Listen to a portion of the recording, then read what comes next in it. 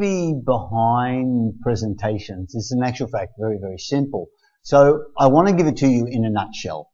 The philosophy, as I said, is very simple, and it keeps you on track. You must make sure when you are in front of your peers. Knowing what you want to achieve isn't as simple as you might think. Number one is, of course, you want to pass on knowledge to people that may be, with respect, smarter than you.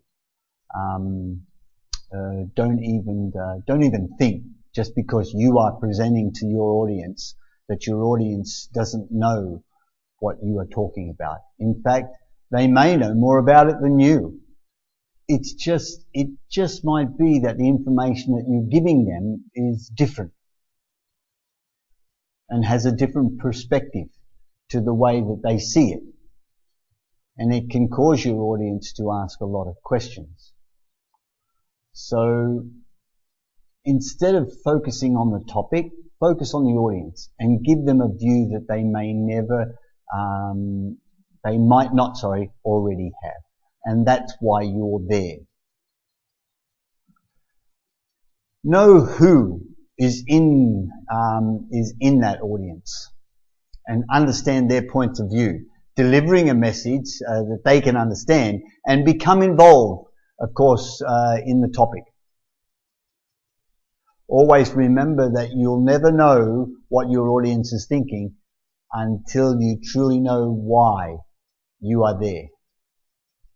Why were you chosen to present the information? And think about the information that you're delivering.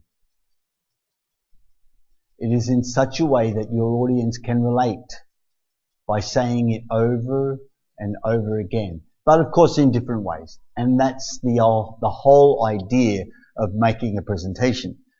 You need to be able to get that information to them and have it stick.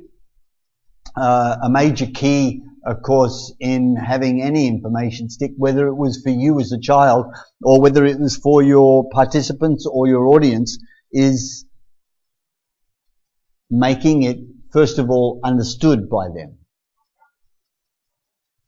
By saying the same thing many different ways, so that everyone within the audience can relate.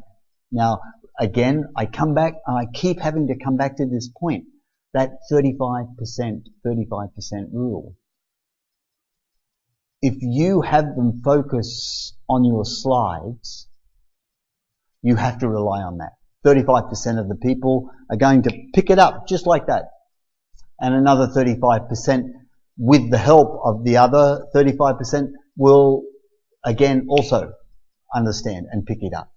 But if you have them focus on you, and you focus on your relationship with them, automatically, you create a 90% chance that everyone in the room is going to be able to relate to the information that you give them.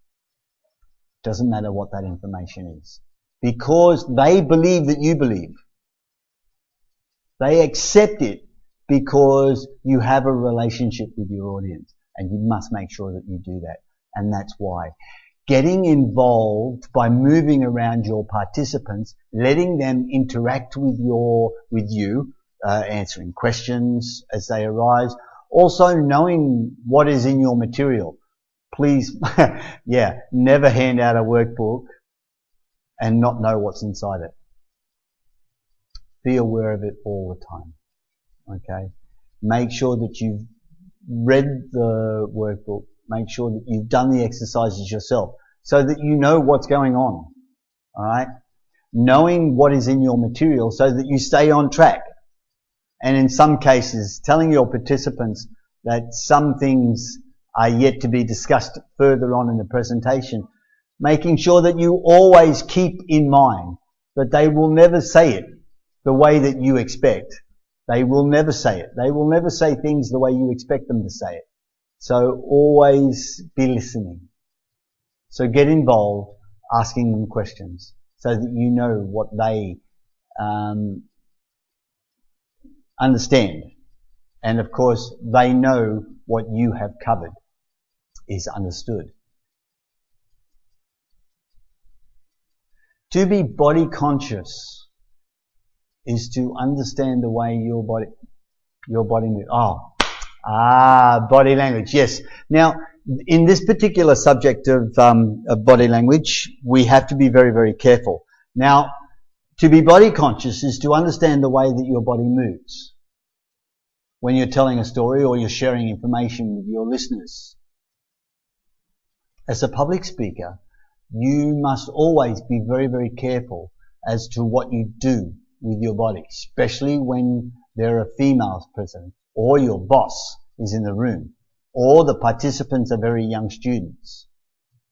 You can create an image that can destroy or build your reputation, depending on what are your aims.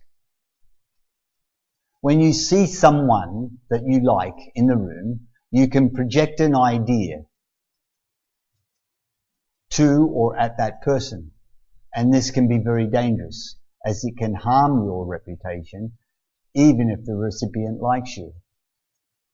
Always be on guard, as some hand movements can dictate that you are hiding a truth, or you are unsure of the subject material, or you're simply shy.